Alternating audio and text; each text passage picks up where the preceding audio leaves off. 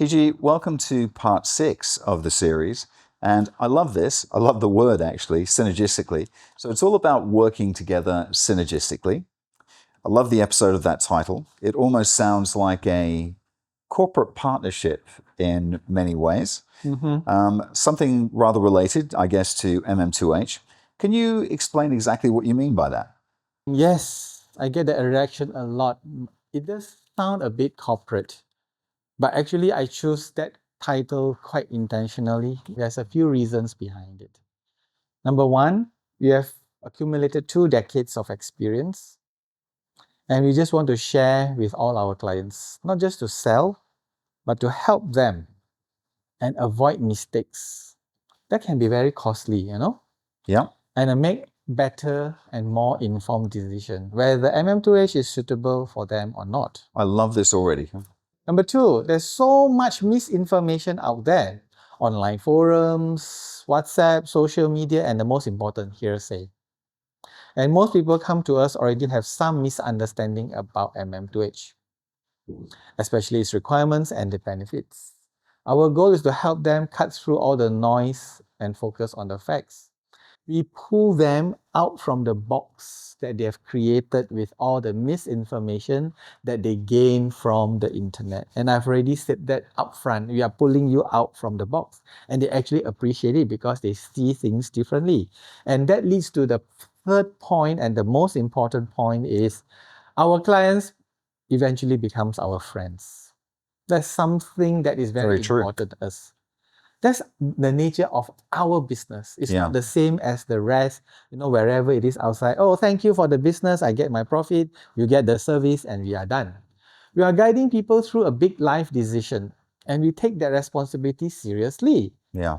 We want to make sure that they are not stepping into this blindly. So glad you said that, because it means that you care. And I genuinely think you care about the clients that come through you. I would like to stress that we take this responsibility seriously, the care that you say. Yes, because you're going to change people's life. You mentioned it before that sometimes it's just one sentence, you can change the other person's life forever. Yeah. We practice something what these Latin words say, caveat emptor. Let the buyers beware, We want our client to be aware but not afraid. Because when you have a partner guiding you, it's a smooth and empowering process. I love that. I love that you said that. And it is that one conversation that can completely change your pathway and change your entire life. So it's very, very important. So what kind of misunderstandings are actually out there? Well, there are all kinds of misunderstandings. I give you a few examples. With a silver MM2H, the fixed deposit is 150,000 US dollars per applicant, per family. Oh, I have a husband and wife. Do I need to put 300,000? So all along they had the 300,000. Right. So if they never talk to you and they assume it's 300,000, I won't apply, it's 300,000.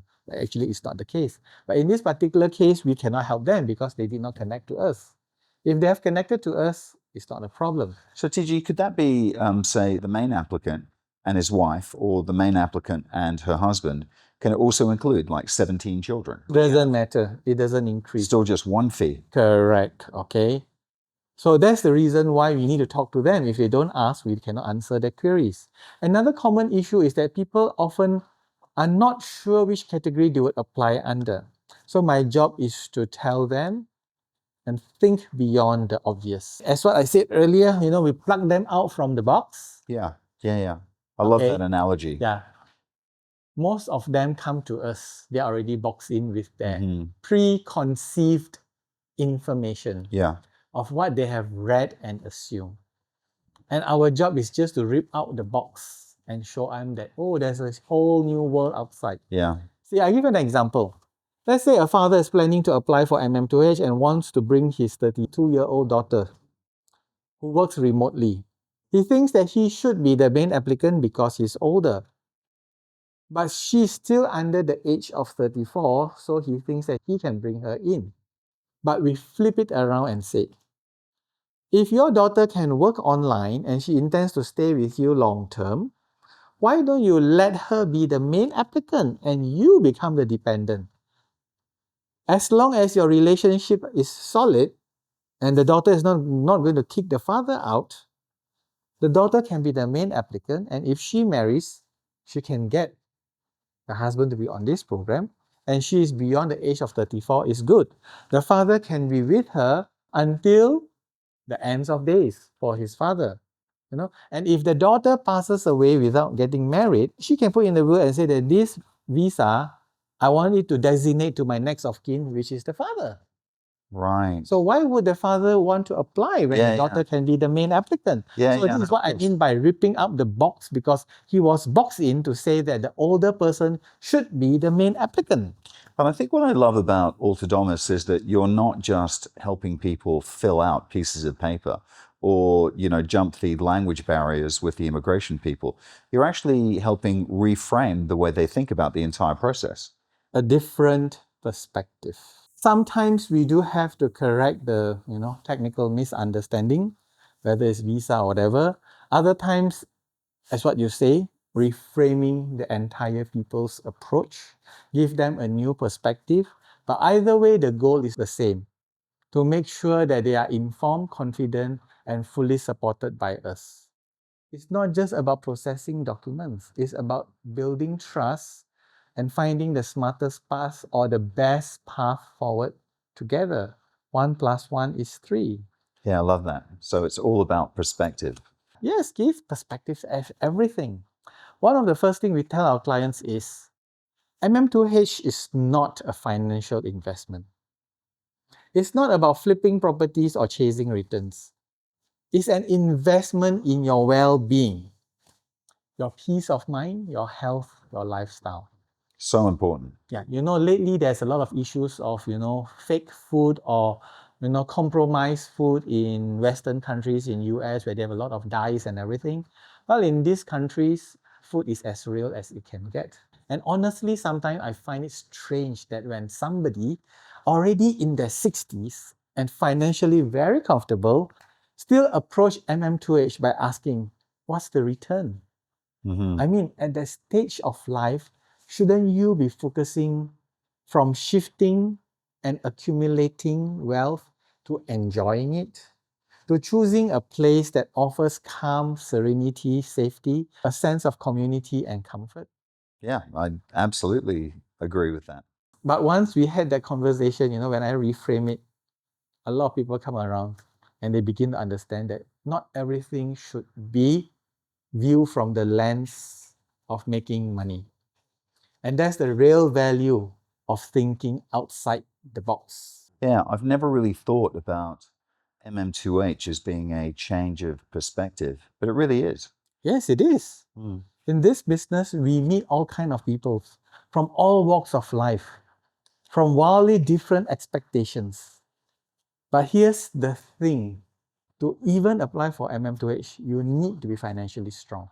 Yeah. To stay here, you need to be financially strong. But I still hear the same old line. Why should I let my money sit in the bank earning nothing? I always had this idea. And my answer is very simple. This is probably true in your country where you earn nothing in the bank, but this is Malaysia. Have you done your research on the interest? Yeah. Right now, you're earning about 3 to 4% per year tax-free. If you put in R1,000,000 in the bank, you're getting about 3,000 ringgit a month in interest, in passive income. We have so many clients who use the interest to cover their living expenses without even touching their capital. The capital is here.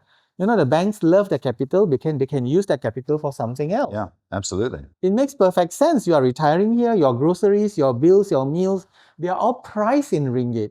So why not just denominate the savings that you have in the currency in your new life here? Malaysia's economy is stable. Most of the food are sourced locally, so you are not wildly affected by global inflation or currency inflation fluctuation. Your cost of living is actually constant and predictable. Now, you can ask anybody here, is cost of living, high cost of living to be precise, really an issue? I think for the last couple of years, I think it has died down. Nobody is talking about that because people do realize that it is not really as bad as other countries. In Malaysia, the cost of living is fantastic.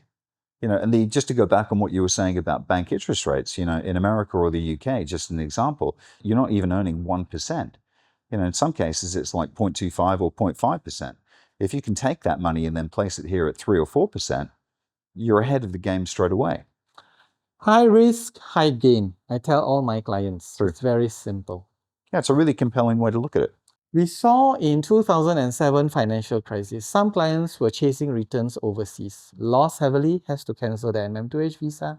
They went back to their home countries, some to find work again, some to rebuild their nest eggs that they have lost. I mean, is it worthwhile? It's really heartbreaking for us when they are so close to enjoying a stable environment and suddenly because they want to chase the extra marginal dollar and this is going to happen. It's kind of sad. That's why I always remind people, don't view everything through the lens of making more money. When you're in the 60s or beyond, it's not about the next big return. It's about security, peace, and quality of life. Yeah, and as you know, you mentioned it, a stable retirement is exactly what people should be looking for. It's exactly true. And yet, there are always those individuals who want the benefits without the commitments. Yes, we have seen financially strong applicants who wants everything. Visa benefits, zero property purchase, lower fixed deposit, but still want everything all. And want the lifestyle. Yes, more on the lifestyle as well. You cannot have the cake and eat it too. Yeah. That's very realistic. Yeah. There must be a compromise, Keith. That's where we come in and we have to explain to them. We have to guide them. We have to help them to understand that MM2H is a relationship between the individual and the country. We are the facilitator. We help things happen. We lubricate. We are the grease for the wheel of bureaucracy that separates two of them. Yeah, I love that. Malaysia offers a generous and welcoming path, but in return, it expects a certain level of commitment. Personally, I think that's fair. You cannot have your cake and eat it. That's what I said. No, I 100% agree, TG. It is the most amazing place to live, and I think what you are asked to give in return is actually very little for the lifestyle that you actually end up living. So, TG, let's circle back just a little bit to finish off on this episode. This whole idea of a synergistic relationship, which I rather love. Why do people come to Alter Domus? Well, it's a great circle back for all these episodes that we have. A few simple reasons. Number one, good customer service or great customer service, depending on what you look at it. Deep experience, very great knowledge, and sometimes that is very often overlooked. Advice. MM2H is not just processing paperwork. I spend a lot of time reading from everything from financial theory to politics and everything so that I can talk to clients. So you can understand the clients that are actually coming through your door. Every single bit of client. You want to talk about history? You want to talk about Battle of Hastings? Yes, let's talk about Battle of Hastings. You want to talk about the financial crisis? You want to talk about how pickleball came about from Washington State? Let's talk about that, Yep. So it gives a sense of friendliness other than the technical advice that I can give. You ask me technical things about the immigration. If I can answer to you in a very positive, in a very confident way, you can feel it. I think also, TG, it gives you it gives the client the understanding that you actually care a little bit to have read about where they've come from or their culture or what they're interested in. And I think that makes a huge difference because immediately there's a rapport between the two of you. Let me share with you something very interesting. I met a guy who said that I come from US. Oh, which part of US? Oh, okay, I came from Washington State. Oh, yeah, Washington State, it rains all the time. So which part of Washington State are you from? Oh, I'm from Olympia. Oh, yeah, you have very great restaurants there as well. I've been there once. Oh, you did? The connection is very deep and instantaneous. Yeah. It's like, wow, I met somebody the other side of the world and who understands that I'm staying here. So I genuinely enjoy talking to people, sharing stories. In my brain, I have a lot of information. I pass a lot of information to them. I ask them questions, helping them to think out of the box, going through with them the decision makings. And I would say practically all the clients deeply appreciated that. They say it's one of the best parts of working with us. I would agree. I just don't talk about the visa. I talk about everything else. But every now and then you will get somebody says, somebody like this. I got a prospectus coming in, and well, if you have come through Alter Domus, we are also giving you advice. You know what the guy said? I don't need any advice. I was like, huh? Sheesh, that's kind of arrogant. Yeah. Even if you are in a Very, foreign country, and even if very. you're Malaysia, I wouldn't even say that I don't need any advice. But then again, most people would appreciate that. It's an understanding of value of somebody who is in your corner together with you, and it is not just about filling the forms, but guiding you through the whole way. Yeah, you're not just processing the basics of what they need to get them through the application. You're actually assessing their needs and in many ways giving them way more than what they ever expected. Fitting their needs to the situation that may arise, Yes. and which one is good. Yeah. Okay, so we just What don't best suits them as an individual. Correct. So we just don't sell people what they think they want. We will ask them, what are your plans? Yeah. What are your long-term plans? Why are you considering the gold or silver or platinum? What's your rationale for that? And we even sometimes tell them that no, MM2H is not suitable for you. Sometimes they just come here and say that, we stay here for only 6 months and that's it. So we just tell them MM2H is just not suitable for you. And it's an overkill if you just come here for the kids' education, unless you really love it here. We believe in mutual respect. Clients were not always right. That's okay. But what matters is honesty, communication, and clear expectations. We just tell them that, okay, this way of looking at it is wrong, and this might be a better way of looking at it. And there is something called a mutual respect. And you have to understand that respect cannot be bought. Yeah. It has to be earned. I think what it conjures up for me, TG, is my favorite bookstore in the UK is Waterstones. And one of the reasons why I love it so much, and there's an analogy that leads back to Alter Domus, I think. When you walk into that shop, there's bookcases that are selling books, and on the bookcases are little personal notes that are written by the personal assistants that actually work in the shop, basically telling you about that book and why that particular book is so amazing. And while you're reading it, one of the assistants will actually come over to you and say, you know what, if you like that book, you'll like this book. And I think Alter Domus is very much like that. You go in with a preconceived idea of what you want and what you want to hear and what you want to know. And what you end up walking out with are 10 other ideas that you hadn't thought of. Correct. Because you understand their situation and you talk them through that. And I think that's the beauty of your organization. It's not just you or Rosalind, it's your entire team has that basic understanding. And I think that says volumes about you and your organization and the way that you've trained your people. So well done. TG, it's been another enlightening episode, so thank you very much. And it's been a pleasure chatting to you.